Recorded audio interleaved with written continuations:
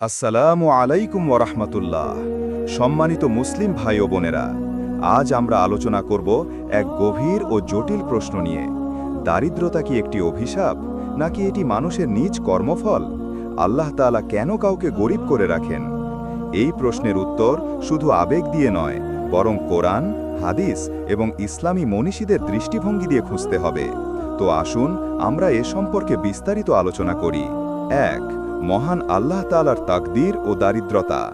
আল্লাহ তাআলা বলেন, আল্লাহ জীবিকা বন্টন করেন, যাকে ইচ্ছা বেশি দেন, যাকে ইচ্ছা কম দেন। সূরা আল ইসরা আয়াত ৩০।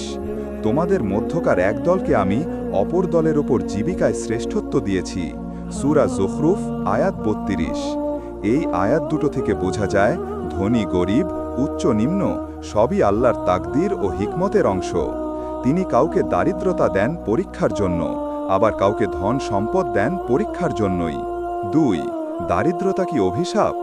অনেকেই মনে করেন দারিদ্রতা অভিশাপ, কিন্তু কোরআন, হাদিস এ ধারণার সমর্থন করে না। রাসূল সাল্লাল্লাহু আলাইহি ওয়াসাল্লাম নিজেও দারিদ্রতার মধ্যেই জীবন কাটিয়েছেন। এমনকি অনেক সময় জ্বালানি জোগাড় করতে না পারায় ঘরে আগুন জ্বলত না। হাদিসে এসেছে, হে আল্লাহ, আমাকে মিসকিনদের মধ্যে জীবন দাও, আমাকে মিসকিনদের অবস্থায় মৃত্যু দাও, এবং আমাকে কিয়ামতের দিনে তাদের সঙ্গেই পুনরুত্থিত করো। সুনানে তিরমিজি হাদিস ২৩৫২। অতএব রাসূল সাল্লাল্লাহু আলাইহি ওয়াসাল্লাম নিজেই দারিদ্র্যকে সম্মানজনক মনে করেছেন, অভিশাপ নয়। ৩. দারিদ্রতা কি মানুষের কর্মফল? হ্যাঁ, অনেক ক্ষেত্রে দারিদ্রতা মানুষের কর্মের ফলাফল হতে পারে, যেমন অলসতা, অপচয়, যাকাত না দেওয়া, অনৈতিক ব্যবসা, ফিতনা সৃষ্টি ইত্যাদি।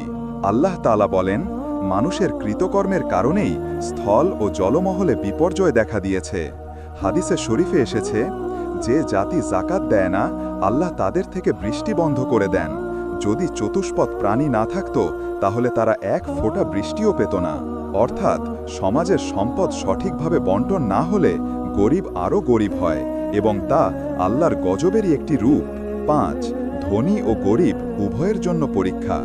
দারিদ্র্য যেমন এক ধরনের পরীক্ষা, ধন সম্পদও তেমনি এক পরীক্ষা। কেননা আল্লাহ তাআলা বলেন, আমি তোমাদেরকে পরীক্ষা করি মন্দ ও ভালো দিয়ে, এগুলো পরীক্ষা স্বরূপ। সূরা আম্বিয়া আয়াত ৩৫।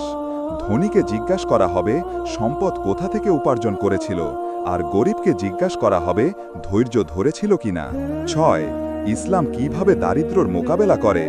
ইসলাম দারিদ্র্যকে একদিকে যেমন শ্রদ্ধার চোখে দেখে, অন্যদিকে তা দূর করার জন্য কার্যকর ব্যবস্থা গ্রহণ করে, যেমন যাকাত ও সদকা, ধনীদের কাছ থেকে গরিবদের হক আদায়, ওয়াকফ ব্যবস্থা, সামাজিক কল্যাণমূলক প্রতিষ্ঠান, অর্থনৈতিক ন্যায় বিচার, সুদকে হারাম ঘোষণা, কর্মে উৎসাহ, অলসতাকে নিরুৎসাহিত করা। রাসূল সাল্লাল্লাহু আলাইহি ওয়াসাল্লাম বলেন, তোমাদের কেউ যেন কাঠ কেটে পিঠে বহন করে তা বিক্রি করে খায়, তা আল্লাহর কাছে কারো কাছে হাত পাতার চেয়ে উত্তম। সহিহ বুখারী হাদিস ২০৭৫। সুতরাং প্রিয় ভাই ও বোনেরা, দারিদ্রতা কোনো অভিশাপ নয়, এটি হতে পারে এক মহান পরীক্ষার মাধ্যম, হতে পারে আত্মশুদ্ধির পথ, হতে পারে সমাজের জন্য ন্যায় বিচারের আহ্বান, আবার এটি হতে পারে আমাদের কৃতকর্মের প্রতিফল।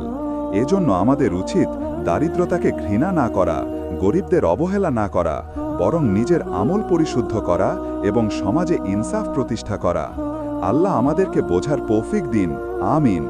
পরিশেষে বলতে চাই, ধন দৌলত চিরস্থায়ী নয়, আর দারিদ্রতাও নয়, কিন্তু যে অন্তরে আল্লাহর প্রতি তাওয়াক্কুল রয়েছে, সেই প্রকৃত ধনী।